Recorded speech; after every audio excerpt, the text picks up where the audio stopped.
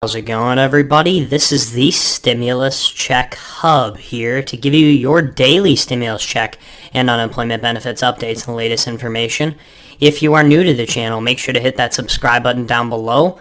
A like and a comment are always appreciated. Also, if you wouldn't mind sharing this with your friends and family, because I'm sure they would also like the most up-to-date information on their stimulus checks and unemployment benefits available anywhere on YouTube, which is what I try to provide here on this channel. In today's video, we're going to talk about the stimulus package, what we are seeing there, the midterm elections. There's a lot more discussions coming up about what Democrats have to do to make sure they do not lose the House and the Senate. We got to talk about President Biden's economic agenda, what Democrats are pushing and really urging President Biden to do, and also I want to give you some daily news as well regarding COVID. We have not talked much about COVID lately, and here's the issue. And I think this is very strange, but just because there is a Russian invasion over in Ukraine or a war, nobody, or at least not many people, are talking about COVID. Like COVID just completely went away. Now COVID didn't go away. We are still dealing with it. We have a new BA.2 variant that is 50% more contagious than Omicron, yet news reports aren't really out there about, hey, watch out for COVID, which is interesting because, well, the American people are tired of COVID, so the media stops talking about it. But it is still an issue. So we will get to that in just a minute. And as always, I just want to thank you guys for continuing to support me here on this channel. Always leaving a like and also making sure you comment if you have any questions. But let's get right into the update. Because here's what we know. President Biden's approval ratings keep on falling. And according to a new poll by Reuters and Ipsos, they are saying that he has reached a new low in 40% approval. Now, this has got Democrats scrambling to try and secure something to prove to the American people that this past year hasn't been a waste. And it's not just full of unfulfilled lies, that they are truly trying to do something to provide more relief and a better life for the American people. Well, Democrats understand that gas prices are likely to continue rising. And the reason they haven't really risen over the past week is because China's been locked down. But once China opens back up, we see more, or the lockdowns really expire. What's going to happen is the demand for gas is going to go up worldwide, which means gas prices and oil are likely to increase as well. We also know that Democrats understand that inflation is being handled.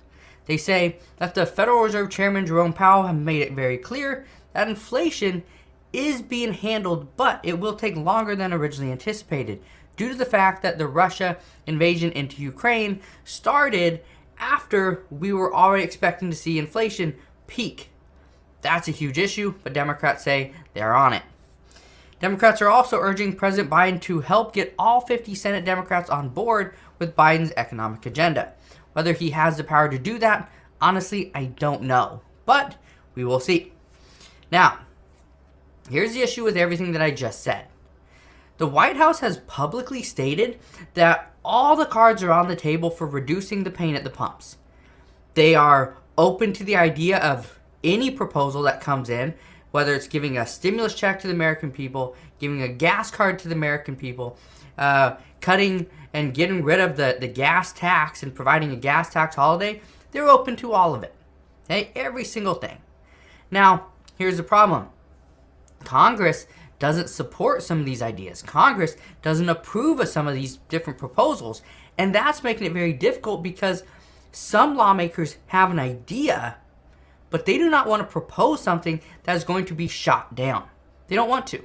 And without the support of Congress, these proposals are not going anywhere. That's a huge issue. What we also know, inflation is expected to go higher. Now, we don't know how high inflation is expected to go, but with rising gas prices, food getting more expensive, rents going up, housing still increasing, inflation doesn't look like it's going to drop anytime soon. And that's creating a huge concern for many fixed income individuals and lower income households. Now, because inflation is expected to get worse, American consumers are buying more now in hopes that they save a little bit of money. And you're probably thinking this is a smart thing to do. I'm going to buy everything I need today because I know tomorrow or in a week or in a month it's going to be more expensive. Well, guess what? You're right. It will get more expensive. Here's the reason why. When consumers buy more today, that looks like demand is increasing, but supply is staying the same. What we need to have happen is supply to actually increase, demand to stay the same. Okay? If this happens, prices will start to fall. But we cannot get supply to increase if we don't have the workload to support that. That's a huge issue. In regards to all 50 Senate Democrats getting on board and passing President Biden's economic agenda, well, to me, in my honest opinion, I don't think this is going to happen at this time. Could it? Possibly. Will it? I don't think so. Because there is some support right now for things like climate, but lawmakers do not want to pass a climate proposal when everything else is pretty much going to be, on the outside. They're going to have to leave everything else out. And doing so, many lawmakers say we don't want to pass climate because that's what's bringing everybody together. That has that bipartisan support. So, there is some support for things like the child tax credit payments as well. But Democrats say that they can't include this into any proposal at this time simply because we know that Republicans want work requirements. That's the only way that's going to get the support. And that's also one of the things that Democrat Senator Joe Manchin wants as well. And so when one of your senators is wanting that exact same thing, it's not going to pass unless that gets put in. But Democrats say, no, we can't do that because it leaves out a bunch of people who would not get the support. So we'll see what happens there. We also know there's bipartisan support for universal pre-K as well. But here's the thing. Lawmakers say they don't want to pass this as a single bill because it will leave the rest to die, which is true. It's the same thing that I just discussed regarding climate. You leave that alone and you pass it as a standalone bill. That's great, but that's also one of the things that's bringing people together. So that's the issue we're having at this time. And currently, President Biden, he doesn't need the approval of Congress to pass student debt forgiveness. And this is causing another huge issue as well, because some Democrats are saying, you have this option right here. You have the ability to do this. Why don't we do it? What are we waiting for? And that's the issue, is that many are expecting President Biden to get closer to midterm elections, or at least after May 1st. Then he will either extend the payment pause past May 1st, possibly 2 to 3 months. And then as we get closer to that election, the midterm election, then President Biden will say, you know what? Let's do student debt forgiveness of $10, maybe even $20 or $50,000. That would be great because guess what? It would make it seem like Democrats had a huge win right before the election. But here's the issue with that. If Democrats or President Biden were to do an executive order to forgive up to $10,000 or $50,000 in student debt, here's what this does. This leaves out a large group of people, a large group of voters who Democrats deem essential in the upcoming midterm elections. Who are they? The elderly, people on Social Security. This is a huge issue because President Biden promised two things. Well, he promised a bunch of things, but two main things that he hasn't delivered on. Student debt forgiveness and $200 per month to Social Security recipients. Guess what? If he does one and doesn't do the other, guess what's going to happen? People that were supposed to get that $200 per month, those Social Security recipients, will most likely vote against Democrats. That is not something Democrats want. Now, in other news, Senator Schumer, Senate Majority Leader Chuck Schumer, has stated that there is bipartisan support to provide better service to those needing medication. Now, one thing that lawmakers are planning to do is negotiate prescription drug costs. That's something we've heard over the past few months. That is something that they are adamant about passing. But another huge deal is we now have bipartisan support to actually pass something that would include a cap on insulin at just $35. That's something that we saw in the previous Build Back Better Act as well, that capping insulin at $35. Now, right now, there's bipartisan support for this. And according to Senate Majority Leader Chuck Schumer, he says, and I quote, "I intend to put that bill on the floor as soon as possible after Easter recess."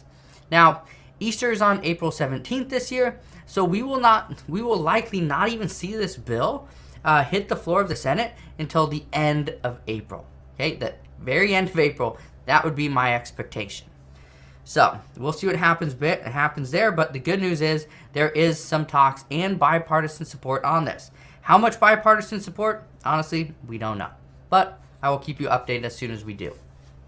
Now, let's talk about COVID. And I know a lot of people have been asking and wondering, hey, what's going on with COVID? Nobody's talking about it. Well, it's still here. And the truth is that the BA.2 variant is now more contagious than Omicron, and researchers say it's more contagious by about 50%. Now, with that, the White House is extremely worried because they have exhausted all their funds to buy the 4th COVID doses of this vaccine for every single person here in the United States. Now, currently, there's enough funding to provide a 4th dose of the vaccine for Americans 65 years and older, and provide the initial dose, because remember, we still haven't received this yet.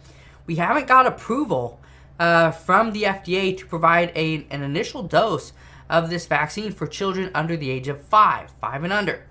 Now, once this is authorized, the White House does say they do have the funding to provide the first initial dose for free, and the 4th dose for people 65 years and older. But outside of that, the funding has dried up. We have nothing, and Congress doesn't look like they're going to pass anything at this moment. Now, the problem is Congress has yet to agree on a new round of funding. As of right now, the new funding could be packaged into another relief bill that could also include stimulus or something else as well that right now could evolve around the COVID funding package. Now, this would be a much smaller bill because the expectation is the COVID funding is only going to be around that $15.6 billion range. So we'll see what happens there. But the good news is, at this time, is that at least we now have the report that, yes, the White House has been kind of misleading us, saying that they do have the funding when initially that's what they said. But now it's like we don't have the funding. So the good news is at least we're being told the truth. Now, the truth is hard to hear because this is not what we wanted, but at the same time, at least we have the facts. And I think that's really what Congress wants, because that's what Republicans wanted is, tell us where that money went. Tell us exactly how much money you have. Well, if they're telling us they don't have the money, they just don't have the money. So we'll get answers on that very soon. Well, I hope you guys enjoyed this video. Make sure to hit that subscribe button down below. A like and a comment are always appreciated. Also, if you wouldn't mind sharing this with your friends and family, because I'm sure they would also like the most up-to-date information on their stimulus checks and unemployment benefits available anywhere on YouTube. Have a good one.